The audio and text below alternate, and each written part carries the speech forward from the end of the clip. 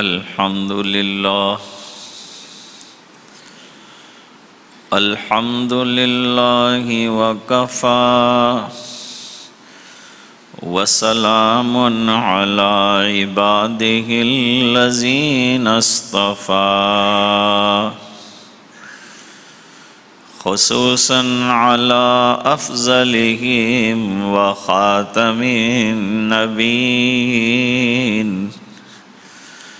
محمد الأمين وعلى آله وصحبه أجمعين أما بعد فأعوذ بالله من الشيطان الرجيم بسم الله الرحمن الرحيم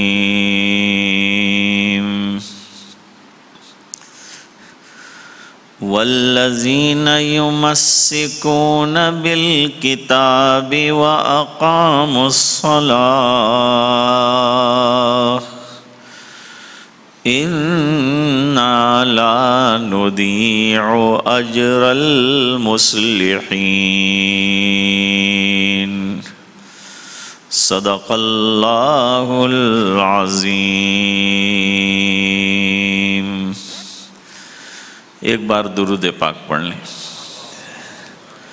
اللہم صلی علی سیدنا محمد وعلى آل سيدنا محمد وبارك وسلم.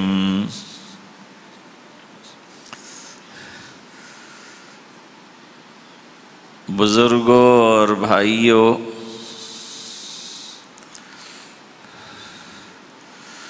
اور گھروں پر سن رہی دینی ماں بہنیں،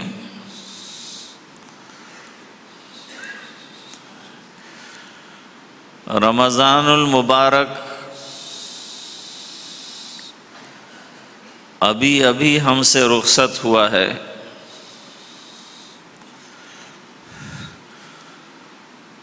اور رمضان المبارک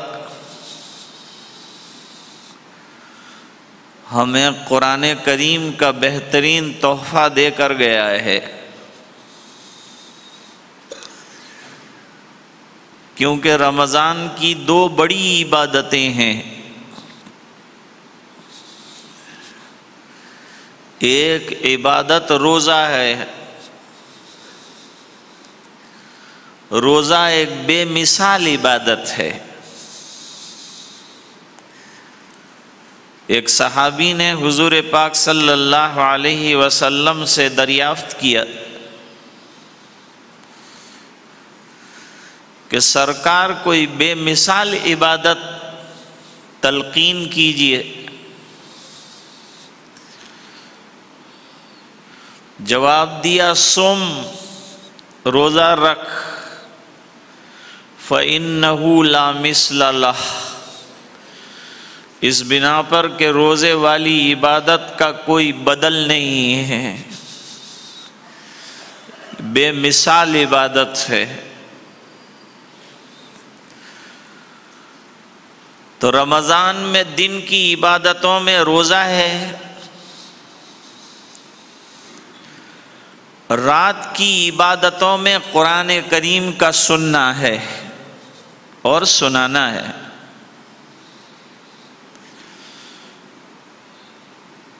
حدیث شریف میں فرمایا کہ روزہ اللہ کے دربار میں کھڑا ہو کر کہے گا، اے اللہ، میں نے اس کو دن میں کھانے سے روک کے رکھا، لہذا آج اس کے حق میں میری سفارش کو قبول فرما لیجئے. اور روزے کی سفارش اللہ تعالیٰ کیوں قبول نہیں فرمائیں گے؟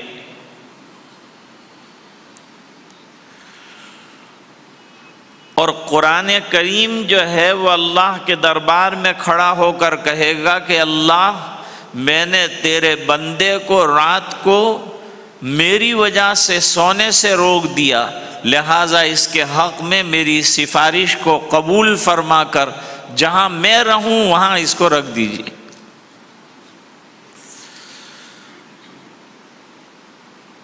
پھر عجیب بات یہ ہے کہ اللہ جل شانہ نے رمضان کا تعارف جو کروایا وہ بڑے عجیب طریقے سے کروایا کہ میں نے اس مہینے کو اتنا پیارا رکھا ہے کہ اپنی پیاری کتاب کے اتارنے کے لیے اس مہینے کا انتخاب کیا ہے۔ ارشاد ربانی ہے، شہر رمضان الذی انزل فیہ القرآن ھدی للناس وبینات من الھدی والفرقان۔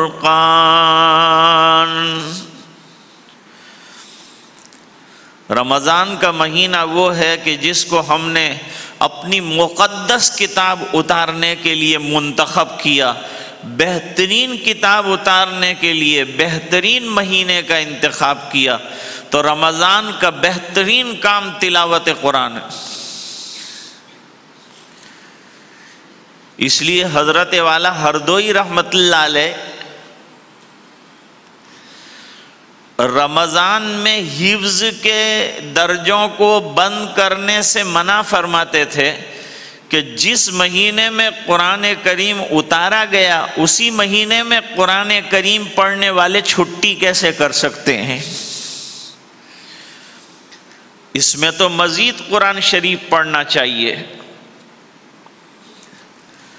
تو رمضان کا بہترین عمل قرآن کریم ہے۔ اب لوگوں کا ایک اشکال یہ ہے کہ مولانا سمجھ میں نہیں آتا تو پڑھ کر کیا کریں؟ ڈاکٹر کی دوائی بھی ہم کو کون سی سمجھ میں آتی ہے، لیکن ہم لوگ اس کو استعمال کرتے ہیں اور ڈاکٹر کی فیور کرتے ہیں کہ بھئی اس نے کچھ سوچ کر ہی دی ہوگی، وہ ہماری بیماری جانتا ہے تو علاج کرتا ہے۔ قرآن کریم دل کی بیماریوں کا بہترین علاج ہے اور نسخہ شفا ہے۔ خود اللہ تعالیٰ قرآن کریم میں فرماتے ہیں، وَنُنَزِّلُ مِنَ الْقُرْآنِ مَا هُوَ شِفَاءٌ وَرَحْمَةٌ لِّلْمُؤْمِنِينَ وَلَا يَزِيدُ الظَّالِمِينَ إِلَّا خَسَارًا۔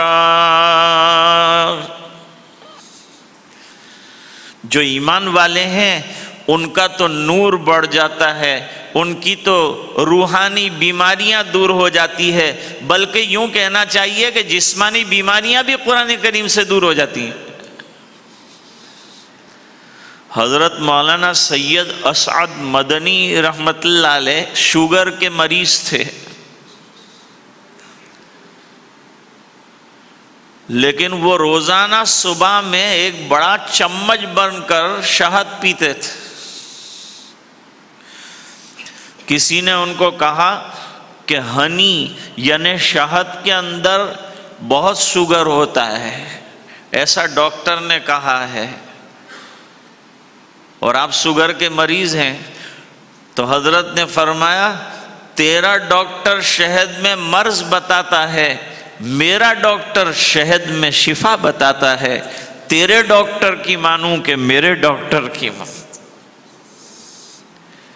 قرآن کریم میں کیا فرمایا؟ فیہ شفاء للناس، اس میں لوگوں کے لیے شفا ہے۔ شرط یہ ہے کہ مد اصلی ہونا چاہیے، مد فرعی نہیں ہونا چاہیے، شہد اصلی ہونا چاہیے، تو پھر فائدہ ہوگا۔ اور ہوا ہے ہڈیاں ٹوٹ جائے، شہد اور چونے کا لیپ کرتے ہیں، ہڈیاں جڑ جاتی ہیں۔ 100 بیماریوں کا علاج رکھا ہے اللہ تعالیٰ نے شہد کے اندر۔ حدیث پاک میں واقعہ آتا ہے،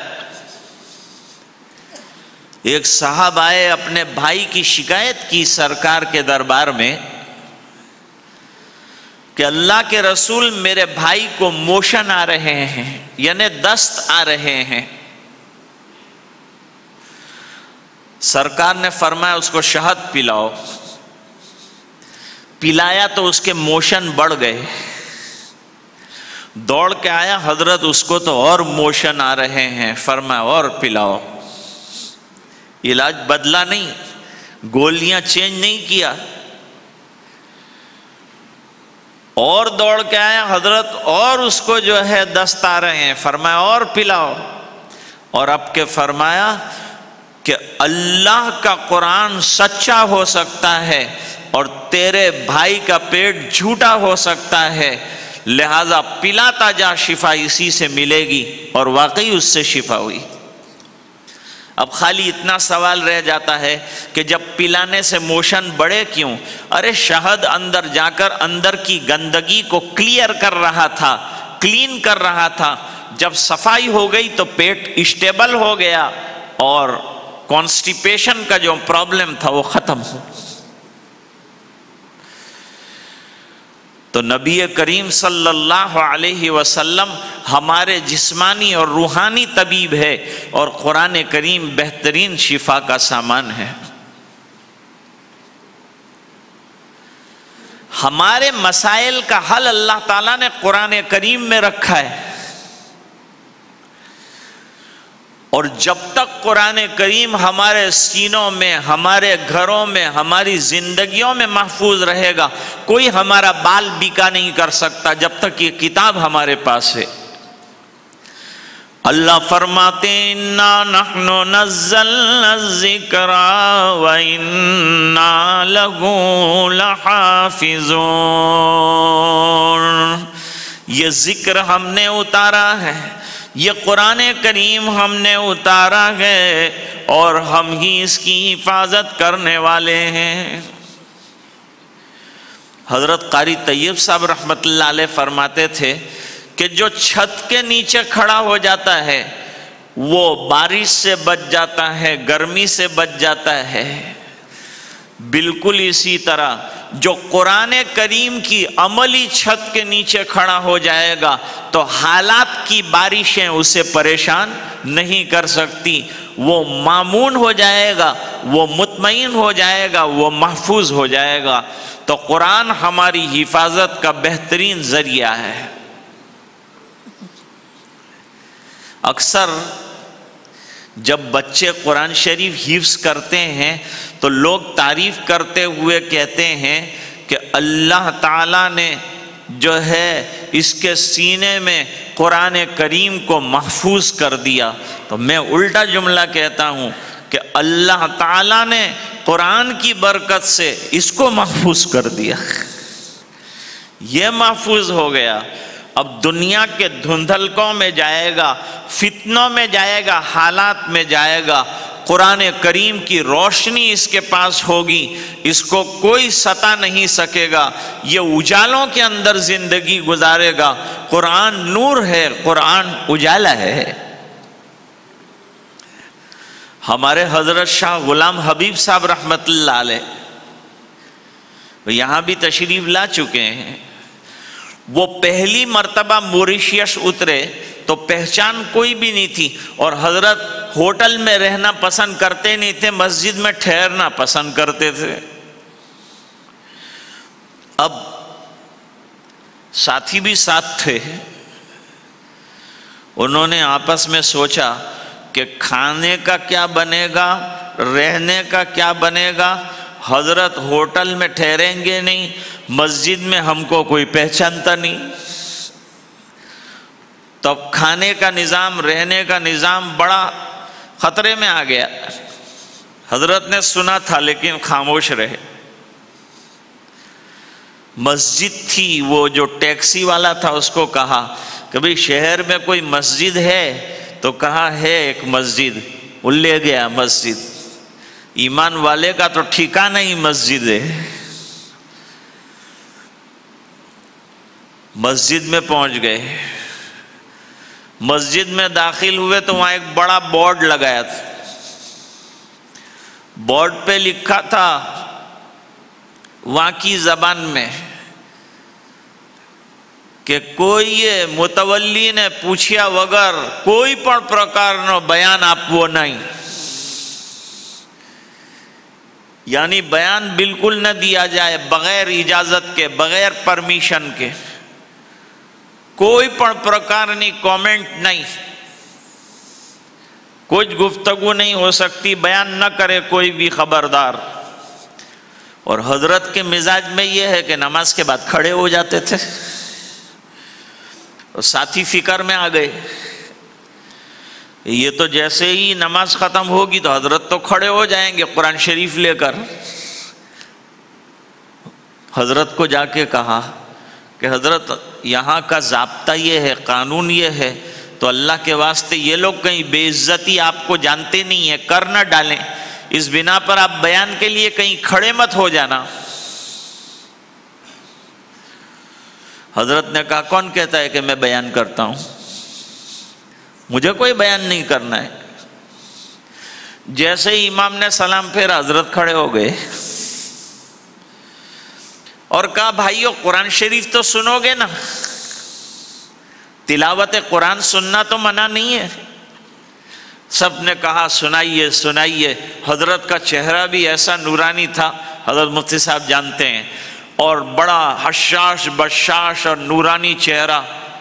حضرت کھڑے ہوئے اور قرآن شریف کی چند آیتوں کی والہانہ تلاوت کی۔ تلاوت عاشقانہ انداز میں کرنی چاہیے، والہانہ انداز میں، بیگار کی طرح مت پڑھو، قرآن کریم کو دل لگا کر جھوم جھوم کر پڑھو۔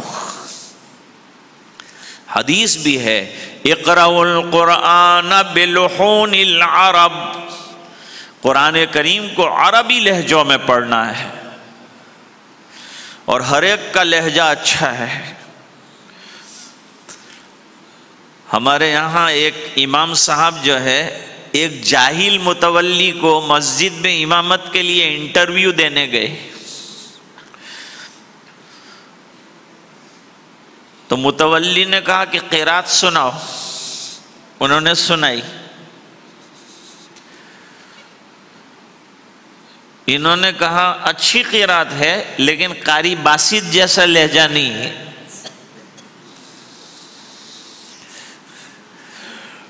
تو مولانا نے کہا کہ قاری باسط ایک قرات کے 2 لاکھ روپے دیتے ہیں، میری زندگیاں ختم ہو جائے گی تو بھی 2 لاکھ روپے میرے ہونے والے نہیں ہیں،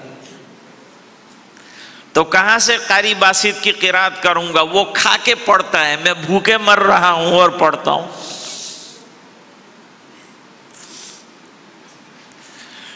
ہمارے یہاں ایک متولی صاحب نے مؤذن صاحب کو کہا کہ کب تک یہ من من من من اذان دو گے، ذرا محمد رفیع کی للکار لگاؤ۔ تو انہوں نے کہا محمد رفیع ایک گانے کے 10 لاکھ لیتا ہے، اور میں پوری زندگی اذان دوں گا تو بھی 10 لاکھ نہیں ہوں گے میرے۔ آج ہم لوگوں نے ائمہ اور مؤذنین کی قدر کم کر دی۔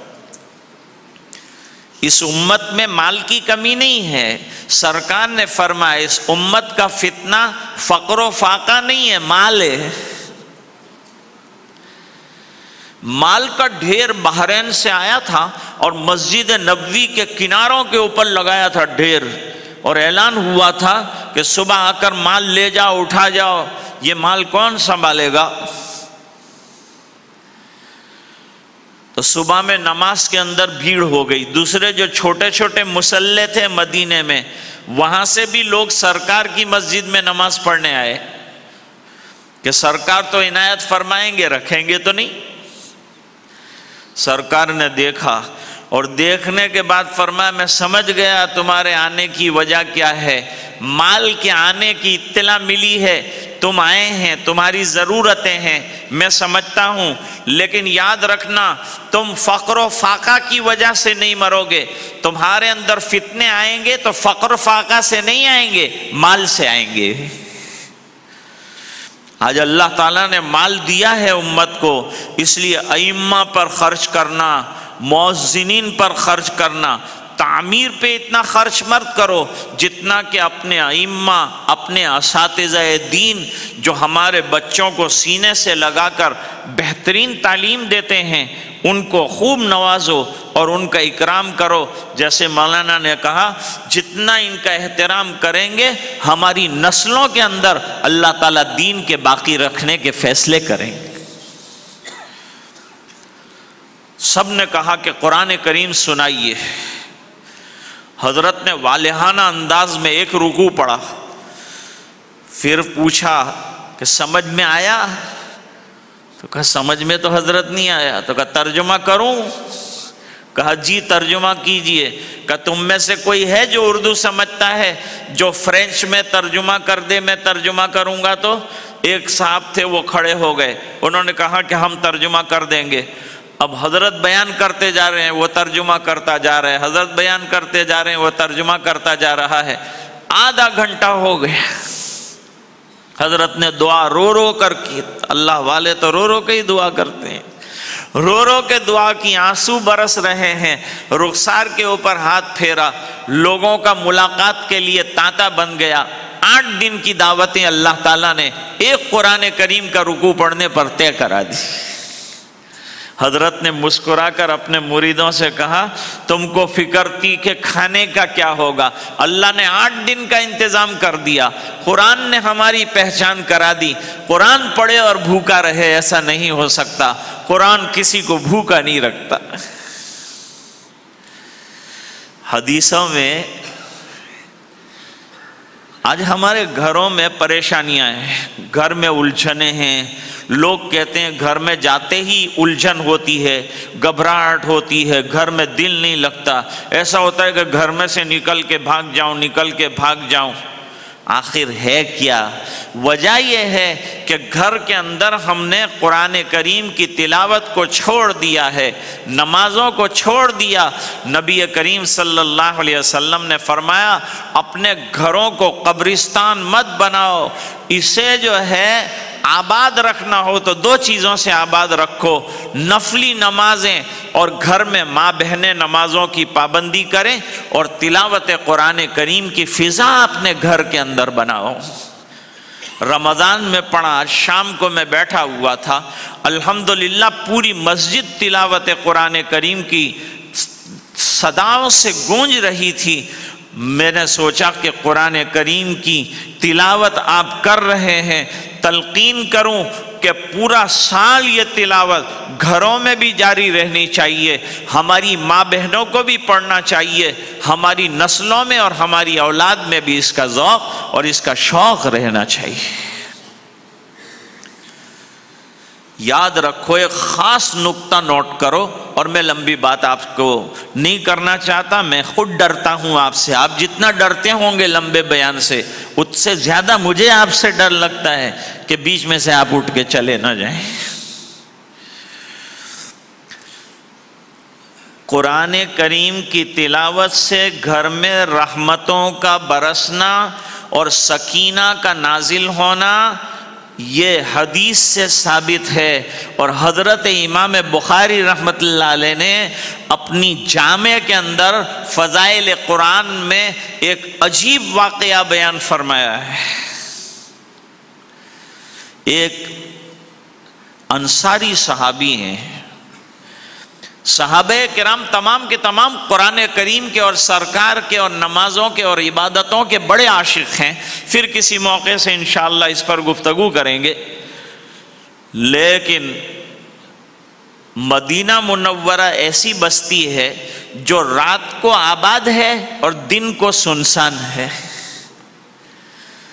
دن میں سنسان ہے یہ بستی، کوئی نہیں ملتا، نظر نہیں آتا، ہو کا عالم ہے، لیکن جب رات ہوتی ہے تو ہر گھر میں صدا آتی ہے، قرآن کریم پڑھا جا رہا ہے، تہجد ہو رہی ہے، لوگ بہترین انداز کے ساتھ قرآن کریم پڑھ رہے ہیں اور چراغ ٹمٹما رہے ہیں، خوش الہانی سے پڑھنے والوں کی آوازیں ٹکرا رہی ہے مکان کی دیواروں سے، اور سرکار فرماتے ہیں کون کہاں پڑھ رہا ہے مجھے اندازہ ہو رہا ہے۔ اشعریین کہاں پڑھ رہے ہیں قرآن کریم؟ بہترین قرآن پڑھنے والے اشعریین تھے۔ ابو موسیٰ اشعری کو حضور پاک صلی اللہ علیہ وسلم نے فرمایا یہ داؤد امت ہے۔ جو لہجہ اللہ نے حضرت داؤد علیہ السلام کو تلاوت زبور میں عطا فرمایا تھا، وہ شاندار لہجہ حضرت ابو موسیٰ اشعری رضی اللہ تعالیٰ عنہ کو اللہ نے عطا فرمایا ہے۔ حضرت اسید ابن حضیر رضی اللہ تعالیٰ عنہ، رات کا وقت ہے اور رات کے وقت میں بیٹھے ہوئے ہیں، نماز کا وقت ہو گیا، تہجد کے لیے اپنے چھوٹے سے آنگن کے اندر مصلی بچھایا، ایک طرف گھوڑا باندھ دیا، دوسری طرف اپنا چھوٹا بچہ لا کے لیٹا دیا۔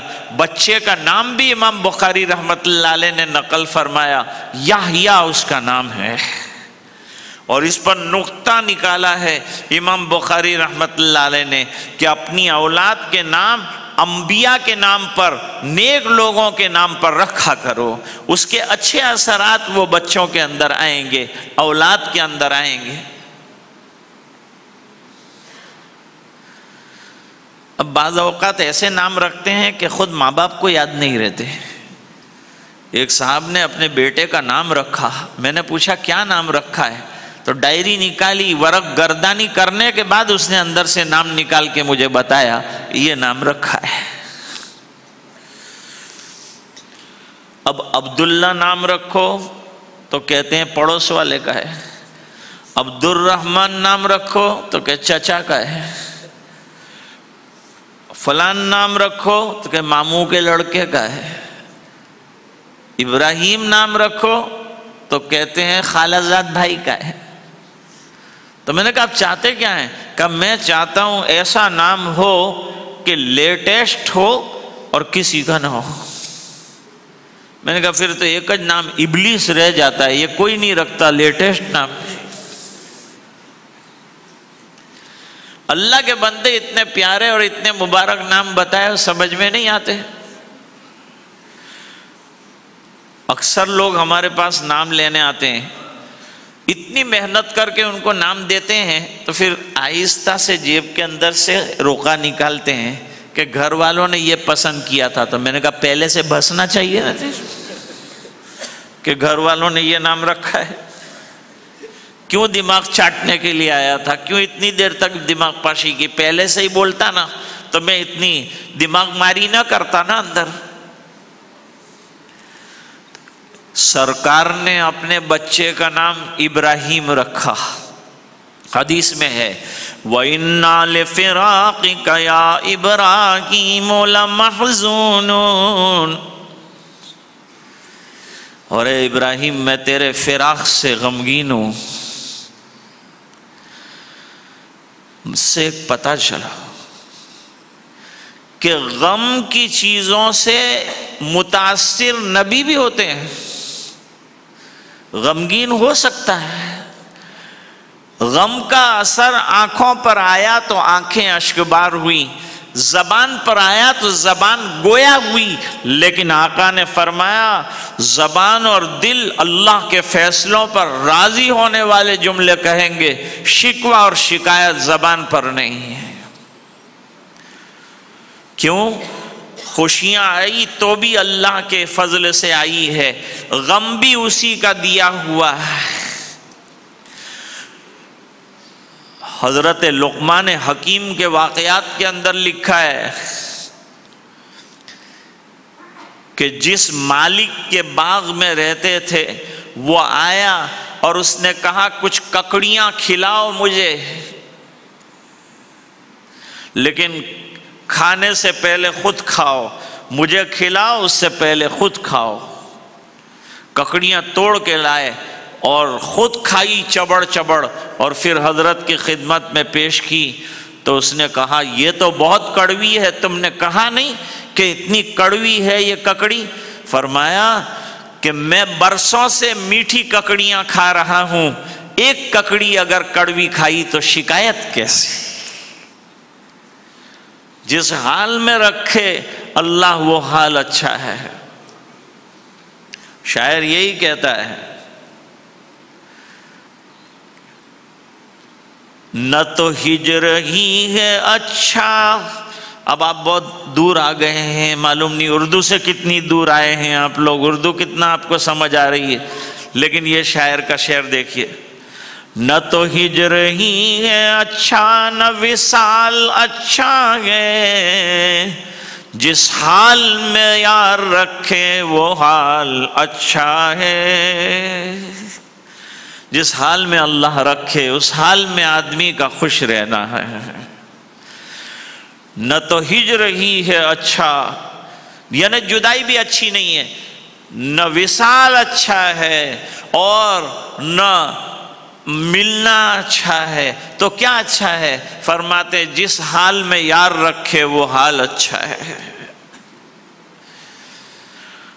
حضرت اسید ابن حضیر رضی اللہ تعالیٰ عنہ نے بیچ میں مصلی بچھا دیا، رات کا وقت ہے، تہجد کا وقت، جتنی نفلی نمازیں ہیں ان تمام میں اعلیٰ درجے کی نماز جو ہے وہ تہجد ہے، اور تہجد وجود سے نکلا ہے، نیند سے اٹھ کر قربانی دے کر پھر کھڑے ہو کر پڑھنے والی نماز ہے۔ اس پر اللہ تعالیٰ بڑے وعدے فرماتے ہیں۔ اس وقت اللہ کی رحمتیں متوجہ ہوئی ہوتی ہیں بندوں پر، کہتے ہیں سمائے دنیا پہ نزول فرماتے ہیں اور اعلان فرماتے ہیں حل من مستغفر، ہے کوئی مغفرت کا طلب کرنے والا کہ میں مغفرت کر دوں، اور وَحَلْ مِن مُسْتَرْزِقٍ، ہے کوئی رزق کا طلبگار کہ میں اسے روزی دے دوں۔ دن بھر ٹکرے روزی کے لیے کھانے والا رات کو اگر اٹھ کر اللہ کے دربار میں ہاتھ پھیلائے تو رب کائنات دینے کے لیے بیٹھا ہے، لیکن یہ لینے والا بھی عجیب ہے کہ داتا دینا چاہتا ہے اور یہ منگتا اور فقیر پیر پھیلا کر سویا ہوا ہے۔ نہ ملے تو ہمارا قصور ہے، ورنہ اس کا تو فرمانا ہے کہ ہم تو مائل بکرم ہیں، کوئی سائل ہی نہیں، راہ دکھلائے کسے رہ روے منزل ہی نہیں، کوئی چاہنے والا ہو تو ہم شان کہیں دیتے ہیں، اور چاہنے والوں کو دنیا بھی نہیں دیتے ہیں۔ اب نماز کے لیے مصلی بچھایا، مصلی بھی بڑی قیمتی چیز ہے۔ حضرت خواجہ عثمان ہرونی رحمت اللہ علیہ نے نبی کریم صلی اللہ علیہ وسلم نے خواب میں دیدار سے نوازا اور فرمایا اپنے خلیفہ خواجہ معین الدین چشتی کو اب سنجر سے بھیجو اجمیر۔ اب ان کا اجمیر جانے کا ٹائم آیا، کہاں وہ ایران کا علاقہ سنجر اور کہاں اجمیر راجستھان کے اندر،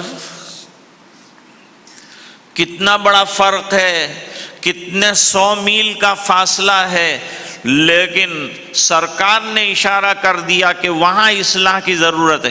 کتنے سال گزرے ہیں خواجہ چشتی رحمت اللہ علیہ کو، تب جا کر اجمیر پہنچے ہیں، 105 سال کی عمر پائی ہے حضرت خواجہ معین الدین چشتی رحمت اللہ علیہ نے۔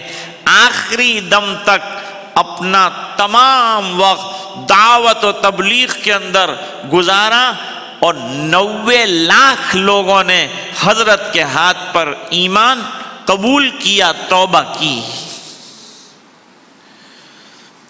جب خواجہ آئے تو کیا لے کے آئے؟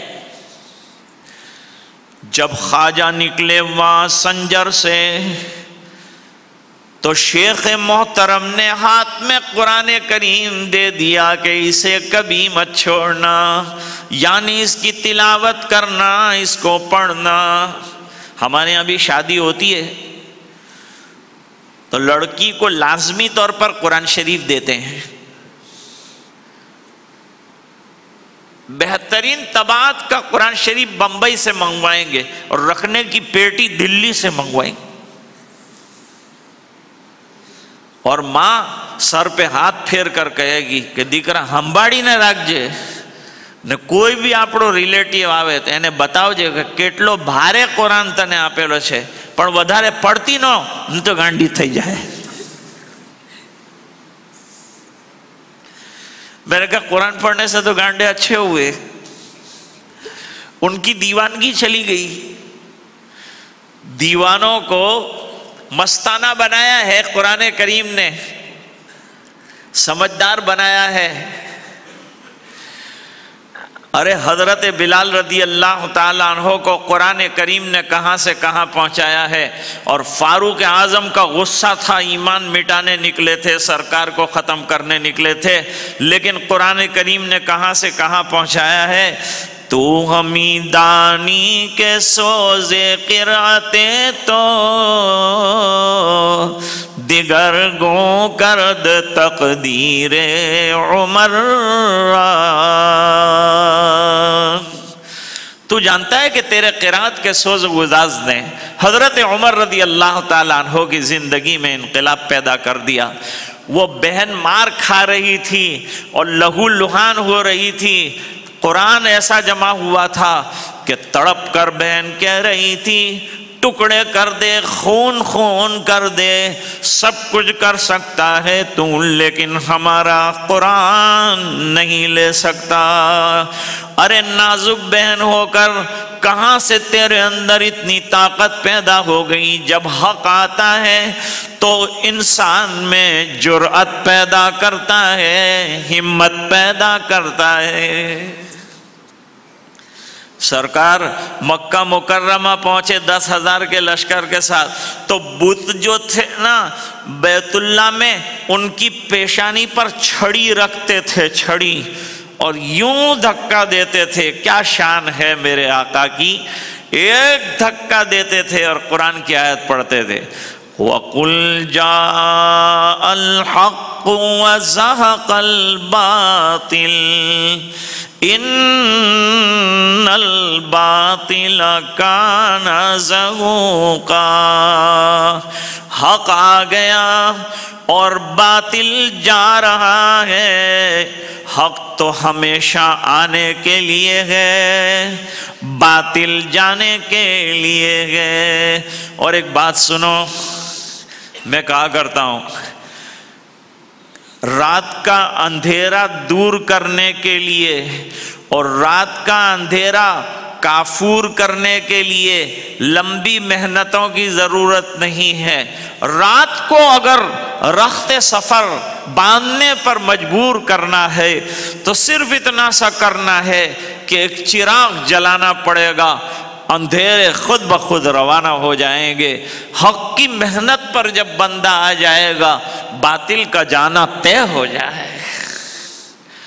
आज ज़रूरत है कि हम हक को लेकर चलें, न घबराएं. हक का बोलबाला होना और हक का आना, 12 साल 10 साल सरकार वहाँ मदीने में रहे, क्या बेसरो सामानी के साथ निकाला था.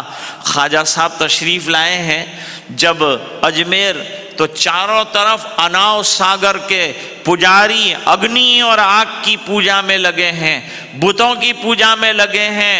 उधर ख्वाजा ने कंधे पर मुसल्ला दिया है, मुसल्ला, और हाथ में कुरान दिया है.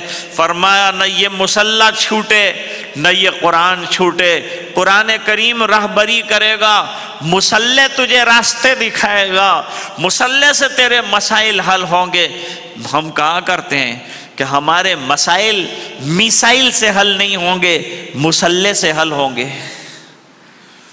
आदमी को बोलने में भी एहतियात करने की ज़रूरत है. दिल्ली के स्टेशन के ऊपर 2 आदमी बात कर रहे थे, एक गैर मुस्लिम सुन रहा था. ایک مسلمان بھائی کہہ رہا تھا کہ ہمارے بمبئی میں بھی بڑے مسائل ہیں، دلی والے نے کہا ہمارے یہاں بھی مسائل پر مسائل ہیں اور نئے نئے مسائل پیدا ہو رہے ہیں اور بڑے بڑے مسائل آ رہے ہیں۔ تو ہندو نے پولیس کو فون کیا کہ 2 مسلمان آپس میں میسائل بنانے کی بات کر رہے ہیں۔ پولیس آ گئی، ان کو لے گئی، 10 دن قید خانے کے اندر ہوا کھائی، میسائل میں سے مسائل سمجھانے کے لیے ان کو 10 دن لگ گئے۔ تو ہمارے حل اللہ تعالیٰ نے مسلوں میں رکھے ہیں، میسائل سے کچھ نہیں ہوتا۔ ہمارا سب سے بڑا ہتھیار ہی یہ ہے، مسلح بچھا دیا، حضرت خواجہ صاحب نے نماز پڑھنا شروع کر دی، لوٹا لے آئے تھے، مسواک لے آئے تھے، سنیاسی دیکھتے رہے، حضرت خواجہ صاحب عبادت کرتے رہے، تلاوت کرتے رہے، اللہ سے مانگتے رہے، دعوت کا یہی طریقہ اختیار کیا تھا۔ دیکھ رہے ہیں اللہ کے بندے، بس دیکھیں گے ایک نہ ایک دن اللہ تعالیٰ ان کو لے آئے گا۔ 60 سال گزر گئے، حضرت خواجہ صاحب کے پاس خانقاہ میں 90 لاکھ لوگوں نے ایمان قبول کر لیا ہے۔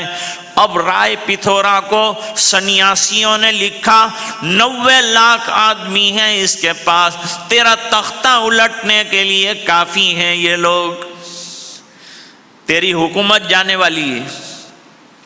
لیکن اللہ والے دنیا داری سے کوئی لینا دینا نہیں رکھتے۔ دنیا میں ہوں دنیا کا طلبگار نہیں ہوں، دنیا میں ہوں دنیا کا طلبگار نہیں ہوں، بازار سے گزرا ہوں خریدار نہیں ہوں۔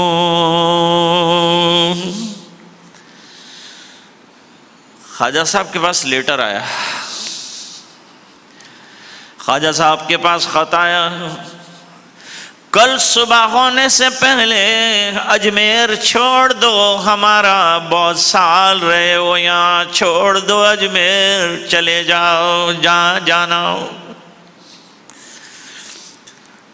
مریدین گھبرا گئے، اتنا بڑا قافلہ، اتنا بڑا نظام، اتنی بڑی خانقاہ، اتنا بڑا لنگر لے کر جائیں گے کہاں؟ اٹھا کر چلے جاؤ جہاں جانا ہو۔ بادشاہ کا، راجہ کا آرڈر آ گیا ہے، حکم آ گیا ہے۔ حضرت خواجہ صاحب نے فرمایا مت گھبراؤ، لاؤ ہمارے ہتھیار، لاؤ ہمارے ہتھیار لاؤ۔ کیا ہتھیار ہیں؟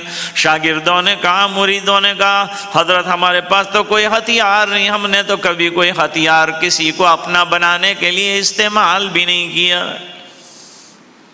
کون سے ہتھیار کی بات کرتے ہیں آپ؟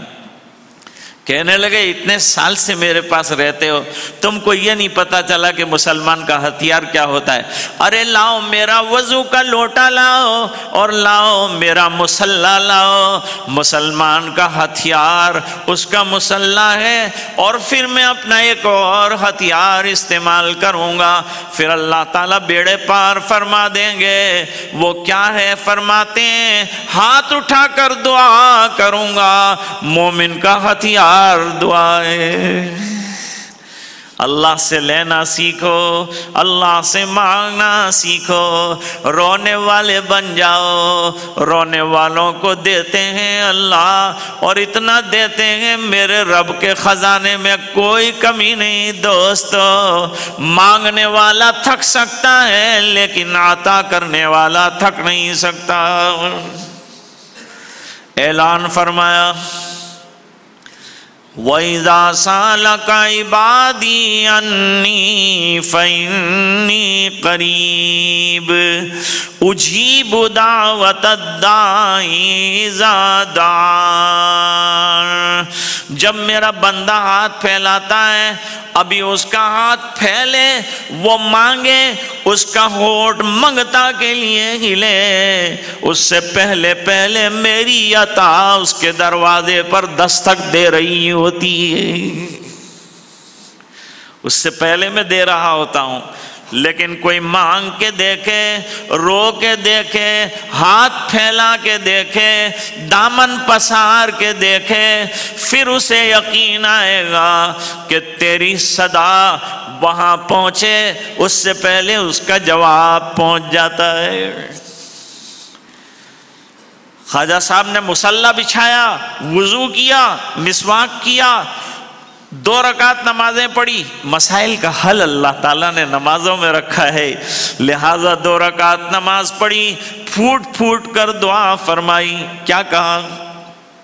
یوں کہا، اے اللہ میں اجمیر کو نہیں جانتا تھا، میں راجستھان کو نہیں جانتا تھا، تیرے نبی کے اشارے پر، میرے شیخ کے کہنے پر، اے اللہ اتنا لمبا سفر طے کر کے اپنے تمام گھر بار کو چھوڑ کر ہجرت کر کے یہاں آیا ہوں، اب تیرا حکم ہو جائے گا تو چلا جاؤں گا، راجا کے کہنے سے نہیں جاؤں گا، تیرے کہنے سے جاؤں گا، اب تو دے دے حکم تو میں کر دوں گا وہ جو تو حکم دے گا۔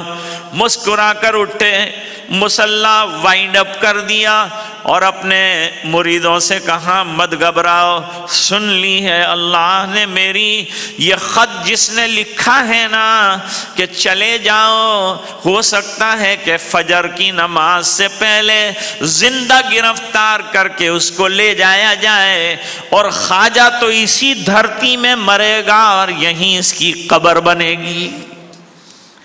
آج بھی لوگ دیکھ رہے ہیں کہ مزار خواجہ صاحب کا اجمیر کے اندر موجود ہے، اگرچہ خرافات کرنے والے کرتے ہوں گے، لیکن خواجہ صاحب کی محنتوں کا یہ بڑا میدان رہا ہے، اور ہزاروں لاکھوں لوگوں نے فائدے اٹھائے ہیں۔ انہی کی برکت ہے کہ اللہ تعالیٰ نے ہمیں دین اور ایمان کی نعمت سے مالا مال کر رکھا ہے۔ مصلی بچھایا تھا، حضرت اسید ابن حضیر رضی اللہ تعالیٰ عنہ نے ایک طرف گھوڑا باندھ دیا ہے اللہ کے دین کی محنت کا ایک چیز ہے، اور دوسری طرف اپنے بیٹے کو لٹا رکھا ہے، اور اب نماز کا سلسلہ جاری ہے۔ اس کے دوران ایک عجیب واقعہ پیش آیا، لیکن آج 9:45 ہو چکے، انشاءاللہ یار زندہ صحبت باقی، کل دوسرا مزید پروگرام ہوگا، اس میں اس گفتگو کو مزید آگے بڑھائیں گے۔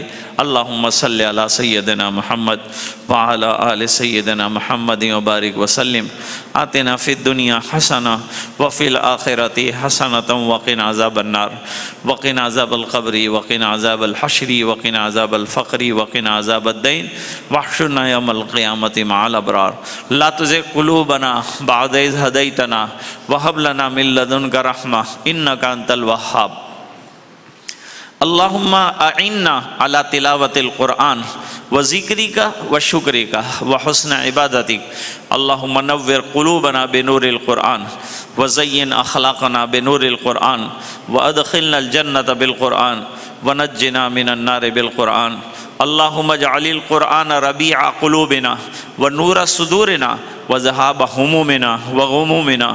اے اللہ ہمارے گناہوں کو معاف فرما، کوتاہیوں سے درگزر فرما، اپنا فضل اور کرم شامل حال فرما، رحم کے کرم کے فیصلے فرما، اپنی رضا دائمی عطا فرما۔ اے اللہ رمضان کے جانے کے بعد رمضان میں کیے جانے والے اعمال پر مداومت نصیب فرما، تلاوت قرآن کا جذبہ عطا فرما۔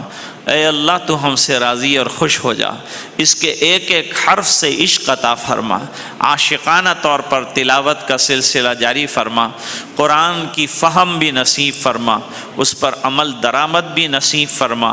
اے اللہ علاقے میں علماء جو محنت فرما رہے ہیں، ان کی محنتوں کو اپنے فضل سے قبول فرما، پورے مجمع کی مغفرت فرما، جب تک زندہ رکھے ایمان پر زندہ رکھ، جب وقت آخر ہو کلمے والی موت عطا فرما، حسن خاتمہ نصیب فرما، سوء خاتمہ سے حفاظت فرما، اور دعائیں اپنے فضل و کرم حبیب پاک صلی اللہ علیہ وسلم کے طفیل منظور فرما، برحمتک یا ارحم الراحمین۔